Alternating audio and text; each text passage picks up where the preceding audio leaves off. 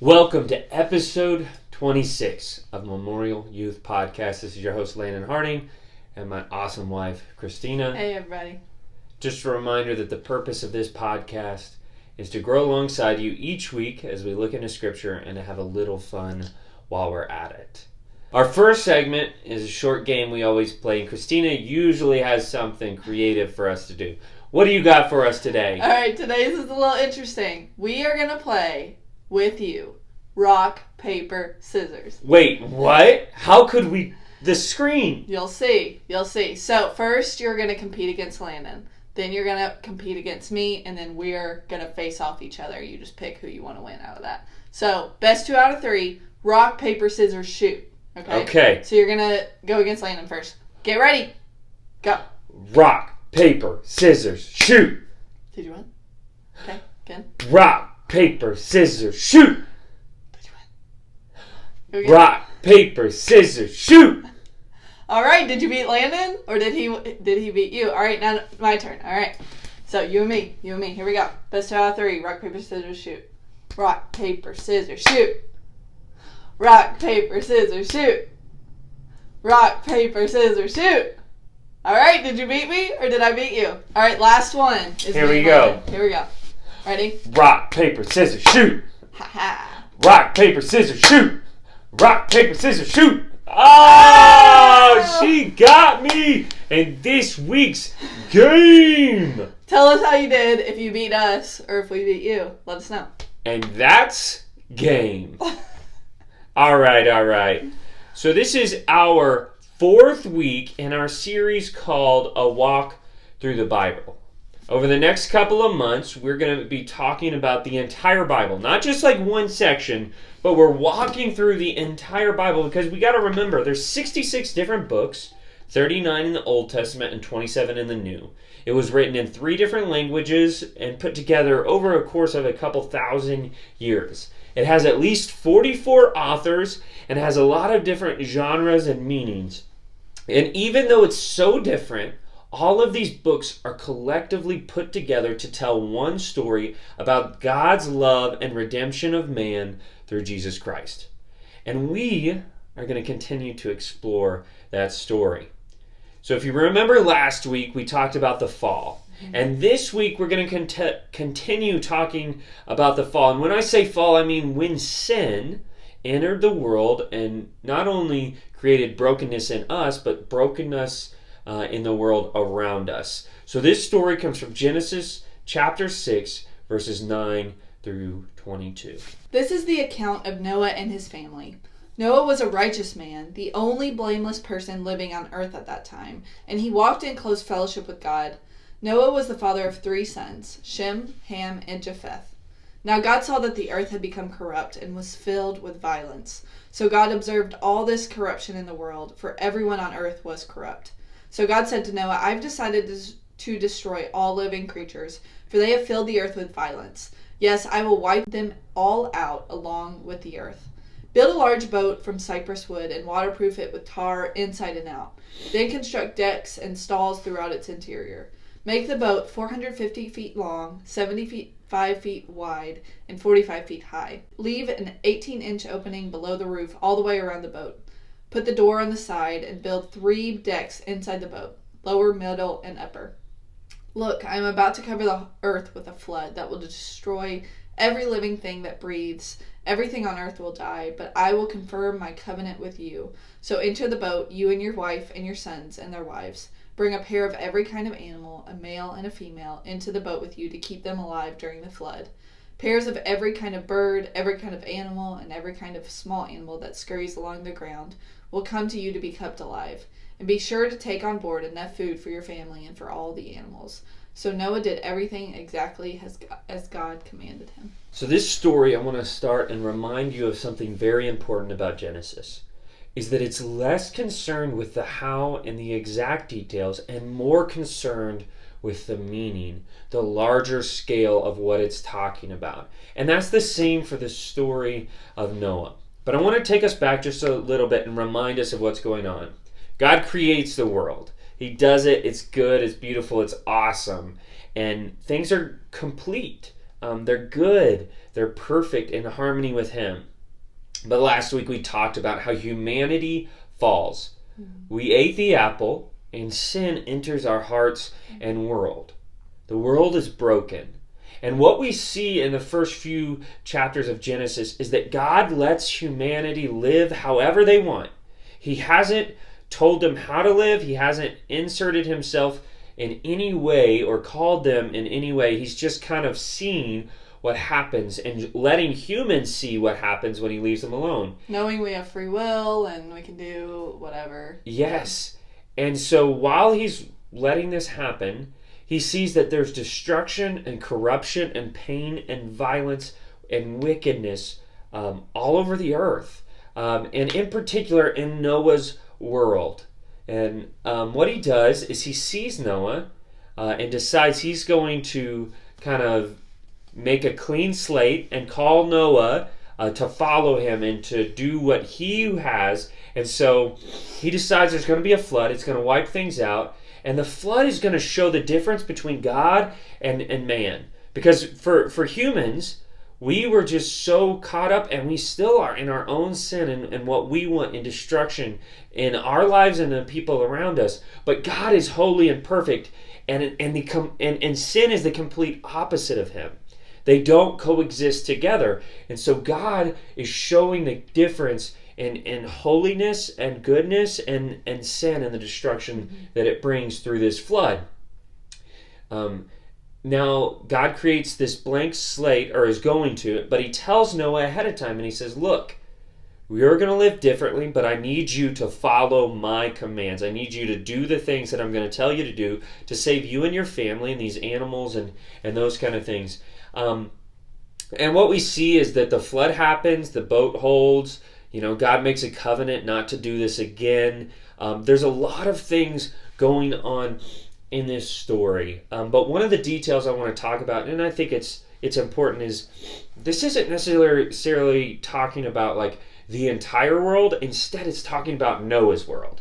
So however big Noah's world is the world where the flood is taking place. And it takes Noah a long time to build it, but once he does, he saves him and his family and the animals in his world. And God saves him. He provides this safety for Noah.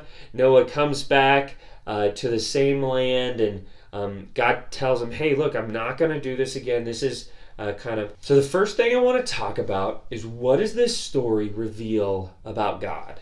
I think this reveals that God is holy and perfect. And when you think of God and the world, there's a stark contrast, especially in this day when it was so violent. There was no guidance, and God, he was holy and perfect, and this world was so not anymore. What I also love about God is not only is he holy and perfect, and that's completely different than humans, is that he continually provides provision and salvation for his people who aren't. Noah is not perfect. Right? It calls him righteous and blameless, but what it's saying is Noah was trying to live right, like many of us are. And he's trying to do that. And yet, if he stood next to God, he would not be holy, he would not be perfect. And yet God provides this provision and salvation for Noah and his family.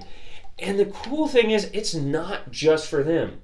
Noah himself took a long time to build this boat. And if you want to know what Noah did as a living, he was a preacher.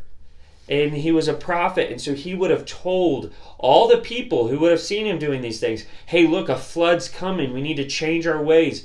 We need to do this. And I'm sure he was laughed on. But God, through Noah, not only provided salvation for him and his family, but wanted to provide provision for more people. And just a really cool scripture is later in the New Testament, Peter talks about this. In 2 Peter chapter 2, verse 5, it says this: Noah warned that the world of God's righteous judgment. So God protected Noah when he destroyed the world of ungodly people with a vast flood. So Noah warned people. He told them what was coming. They saw him building this huge boat, and they said, why are you doing this? And Noah told them, hey, look, this flood is coming because we have to change. And the thing is, people didn't listen. And God provides provision and salvation for his people who aren't, and we're not holy, right? We mess up. Yeah. And yet God made a provision for all of us, and it's not a large boat, but instead it is Jesus Christ. And we're going to continue to talk about Jesus as we walk through the Bible. Yeah, it's the same idea as like, even Noah didn't deserve that. Noah wasn't perfect, his family wasn't perfect, but they were trying, they were pursuing God. And so like God provides like provision for them, and he provides salvation for us who want to live our life for God and who give our life to God too. I think also that this story shows that God is faithful. He does what he says. He said, there's so much violence in this world. There's so much sin, and we need like a clean slate. We need a new slate. And he saves whoever is on the boat, and he vows to not do it again after. That comes a little after the scripture that we read, that, he says, okay, Noah, you, your family, build this boat, get on the boat, I will save you and your family. So, and he does. The floods came, the rains came, and this boat floats, and they are saved. They're on the boat for 40 days and 40 nights. And then at the very end of this story, God provides a rainbow as a symbol that, hey, this was so crazy. This was so, not a good situation, but I'm never going to do this again. And I will provide, eventually Jesus to be that salvation and that provision. And so I just really think that shows like God is faithful. He's going to do what he says he's going to do.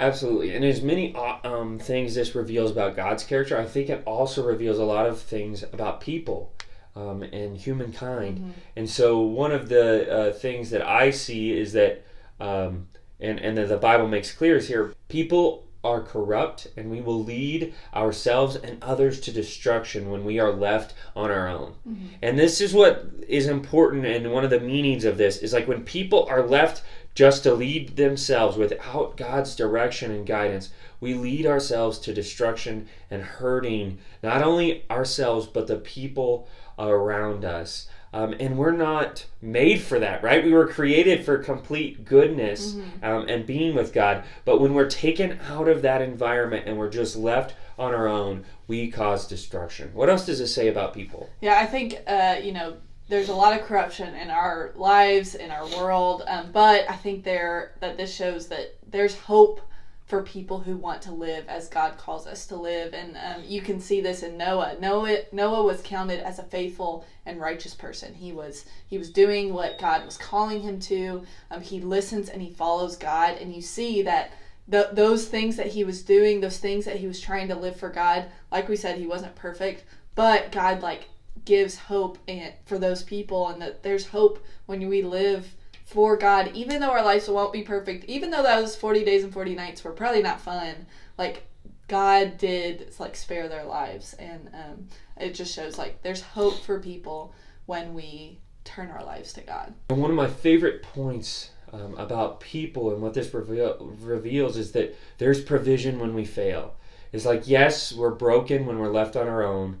Yes, we can try to follow God and live righteous, but sometimes we're going to mess up, and that's where there's grace that extends to us through Jesus. And again, we'll talk about that as we continue this story. I think one of the main messages of Noah is that people can't make themselves right with God. We need God to save us from ourselves and this broken world. So next week, we'll be starting a new part of our walk through the Bible.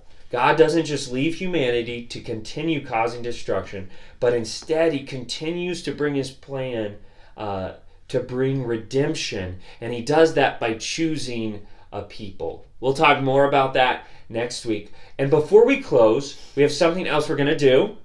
We're going to have we have a code letter for you. Each week we talk about this code letter. You're going to putting it together to form a word. You're going to spell out that word, send it to us, and we have an awesome prize for you. It's the fourth letter. So the fourth letter is the letter D. Write that down. And maybe you're I don't have the first three. Go listen to the first three because you need those letters. Okay, thank you for joining us this week on Memorial Youth Podcast. Tune in next Sunday for episode 27 as we continue through a walk through Scripture. Remember, you are loved by God, and you are loved by us. See ya.